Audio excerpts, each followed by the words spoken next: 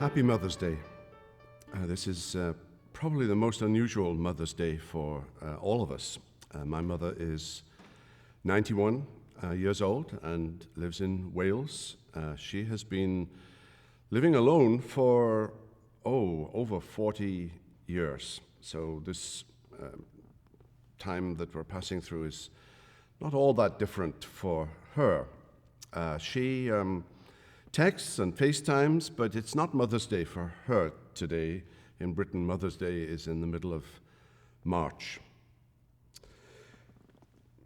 It's a difficult day for some, and those who long to be mothers and cannot. And you join a long list of notorious women in the Bible, and Sarah and Rebecca and Rachel and Hannah and Elizabeth. And my prayer for you today is that you will find peace with God's providence. And then for others, family dynamics can be awkward and difficult, and so for today, my prayer for you is that you can put all of that aside and bless God for your mother. And then there are some who have lost their children, and today brings a special poignancy, and I pray that you too will have a measure of peace today. But I have a text, and it's 1 Kings chapter 2 and verse 19. So Bathsheba went to King Solomon to speak to him on behalf of Adonijah. And the king rose to meet her and bowed down to her. Then he sat on his throne and had a seat brought for the king's mother, and she sat on his right. Well, this is a wonderful little scene. This is Solomon greeting his mother, Bathsheba, and Bathsheba brings dysfunctionality. David had 6 other wives. Imagine Mother's Day in David's time, and you think you may have some difficulties. Solomon is greeting his mother, Bathsheba. She is David's wife. The husband was judicially murdered, according to some commentators on that period of history. And Solomon greets her. He stands up when she comes in. He bows to her, and he places her on a throne. And even kings, even great kings like King Solomon, bow to their mothers. Now, Solomon, of course, is known for the Proverbs, and I thought I would spend just a few minutes reminding you of what Solomon said in the Proverbs about mothers.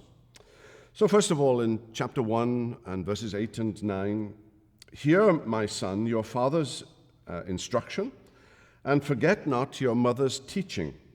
And he goes on to say it'll be like a garland on your head and a pendant around your neck. Your mother's teaching. John MacArthur says, "The mother, more than the father, is the one who molds and shapes these little lives from day one."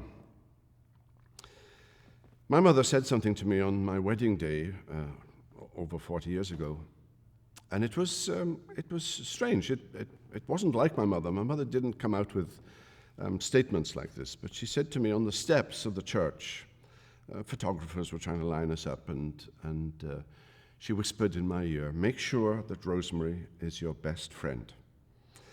And as I say, my mother wasn't given to saying statements like that, but I've always remembered it. I think about it probably on a weekly basis. I remember that little scene and that little bit of teaching, and it's been a godsend. I think of Rosemary as my best friend. Your mother, of course, may not always give you good advice, and I would say play a game of pretend, at least. Later in Proverbs, Solomon says, "The eye that mocks and scorns to obey a mother will be picked out by ravens of the valley and eaten by vultures. Well, enough said. But then, secondly, in Proverbs 10 and verse 1, a foolish son is a sorrow to his mother. I think of some of you mothers today, and you yearn for your sons or daughters because they're prodigals. I know a group of women meet to pray for their prodigal children every week, and my heart goes out to you. And if you're one of those prodigals and you just happen to be listening, come home. Come home to Jesus. He is the only rock and the only safety that you can ever find in this world. And hear the prayers of your mothers. And then thirdly, in chapter 23 and verse 22, do not despise your mother when she is old. There's something about this COVID-19 thing that is harsh on our seniors. It has all the potential of singling them out, and we as a church need to take special care of our seniors in these coming months and possibly years.